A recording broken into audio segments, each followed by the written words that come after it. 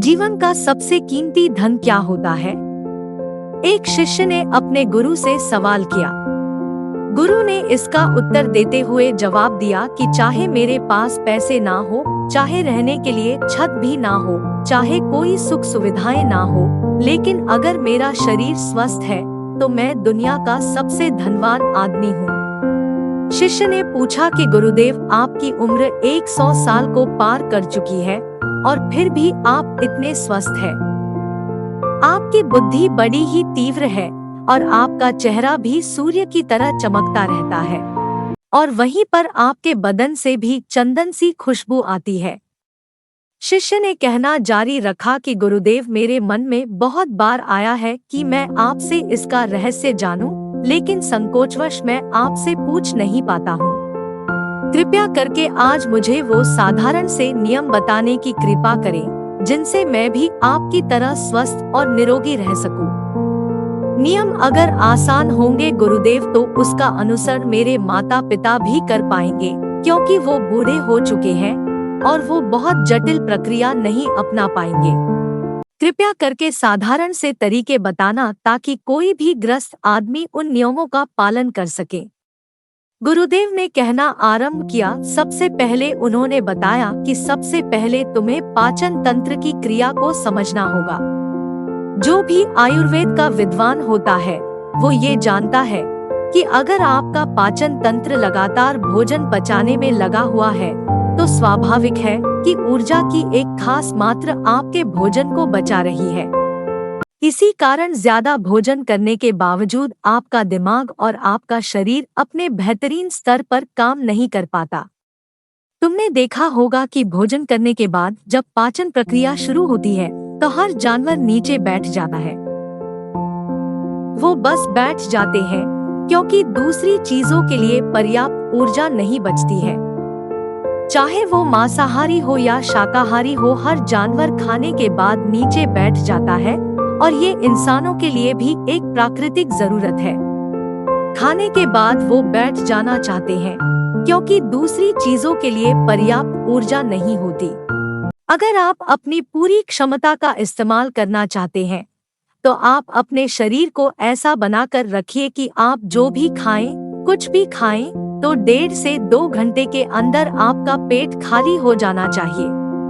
पेट खाली होने का मतलब है पेट की थैली खाली होना, यानी कि जब भोजन आंत के दूसरे भागों में चला जाता है तब पेट खाली हो जाता है, क्योंकि आंत में प्रक्रिया बिल्कुल अलग होती है।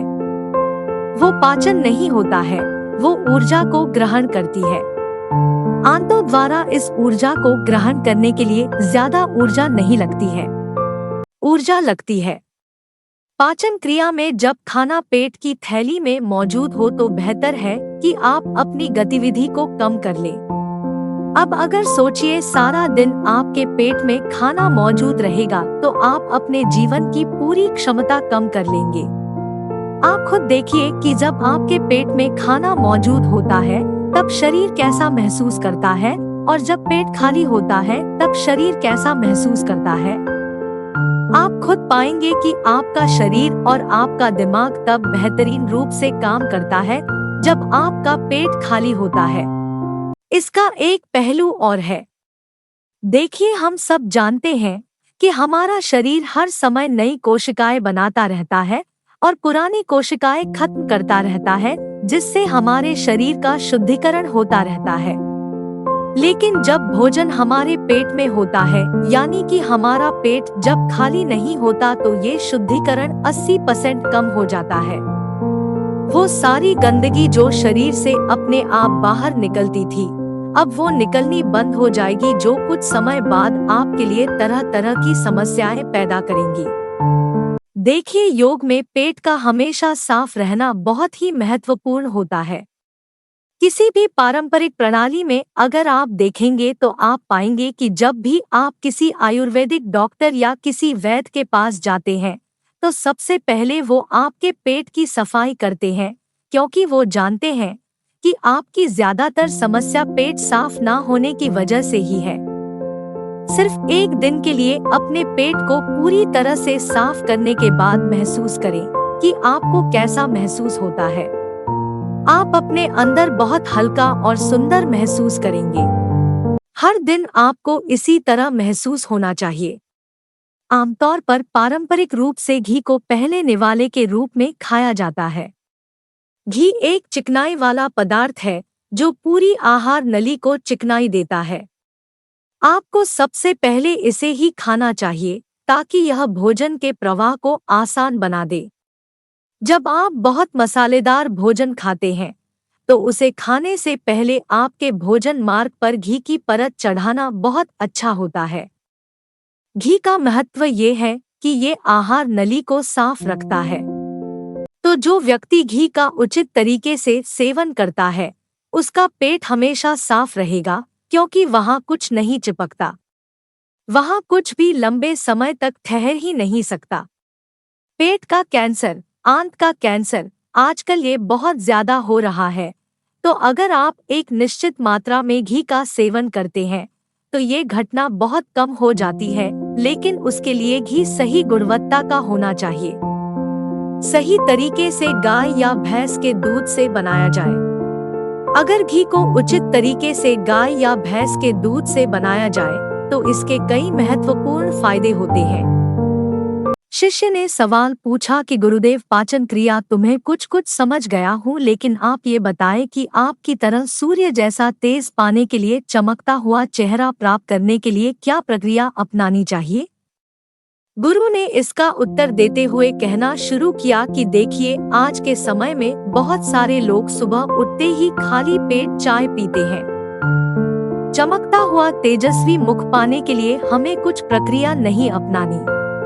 हमें बस अपनी दिनचर्या सही करनी है, अपना खानपान सुधारना है। सुबह खाली पेट चाय पीना जहर के समान होता है। वो धीरे धीरे आपके अंदर आपकी आंतों को कमजोर कर देता है।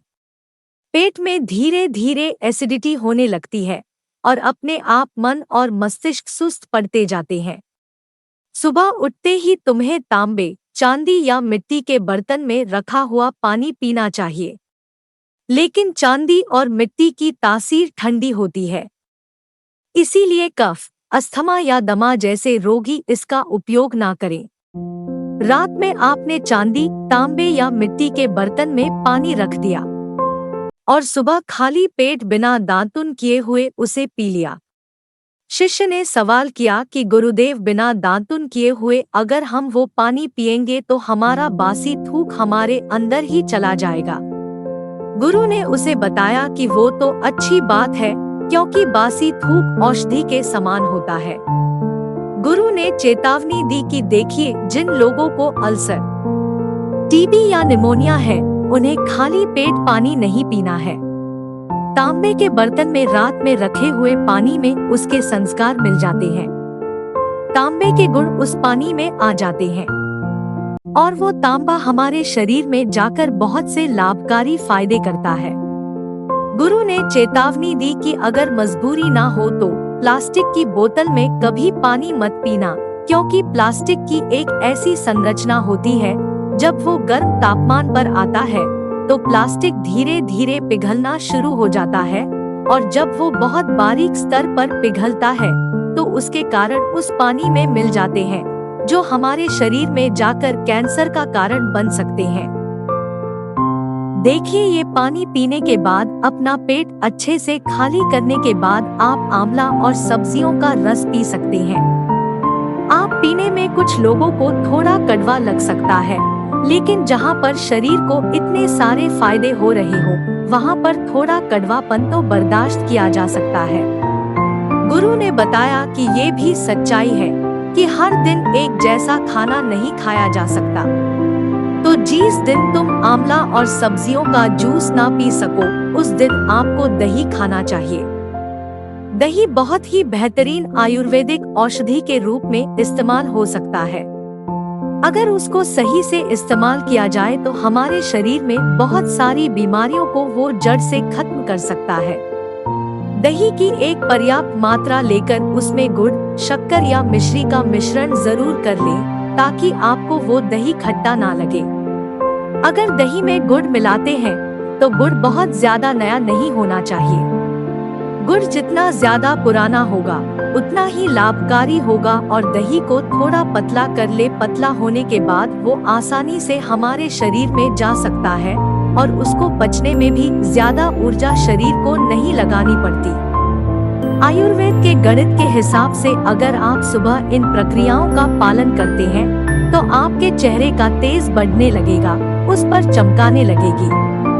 जल्द ही लोग आपसे बोलना शुरू कर देंगे कि भाई आपकी उम्र इतनी ज्यादा हो गई लेकिन आप लगते नहीं हो। इतनी उम्र के सन्यासियों और मुनियों जैसा तेज पाने के लिए ध्यान और आयुर्वेद के नियम के हिसाब से खान पान, ये दो चीजें सबसे ज्यादा जरूरी होती है। अगर ग्रस्त आदमी भी इन नियमों का पालन करता है तो वो भी सन्यासियों जैसा तेजस्वी हो सकता है।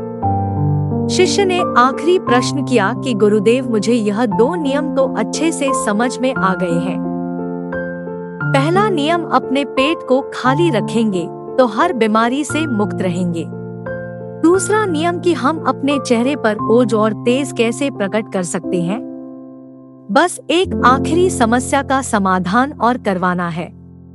मैं आपसे पूछना चाहता हूँ कि जैसे जैसे आदमी की उम्र बढ़ती है तो उसके आँखों की और उसके दिमाग की क्षमता कम होती जाती है, तो उस क्षमता को बरकरार बनाए रखने के लिए किन नियमों का पालन करें या फिर क्या खानपान अपने दैनिक जीवन में अपनाएं? गुरु ने खुद की तरफ इशारा करते हुए कहा कि जैसे जैसे उम्र बढ़ेगी वैसे वैसे बुद्धिमान होते जाओगे। बस मैं जो नियम बता रहा हूँ उनको ध्यान से सुन लोगे तो सारी समस्याएं हल हो जाएंगी।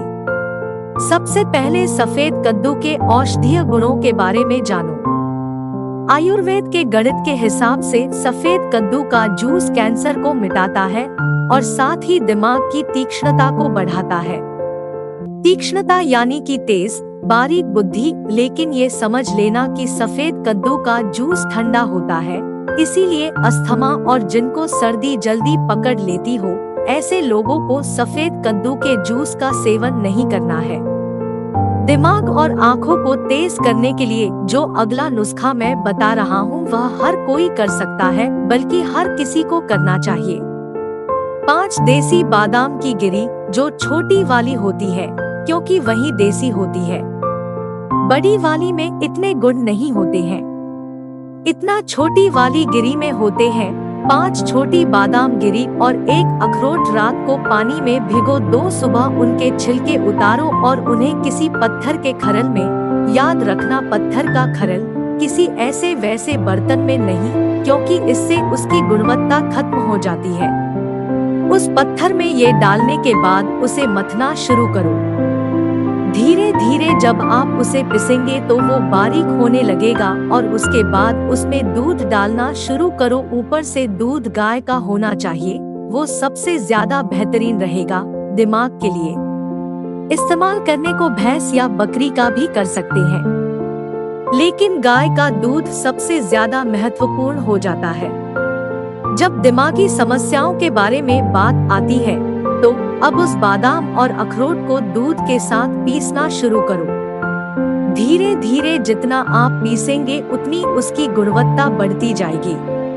अब कुछ लोगों को लग रहा होगा कि दूध के साथ हम बादाम यूं ही खा ले तो, या फिर पत्थर के खरल में पीसने की बजाय उसे मिक्सी में पीस ले।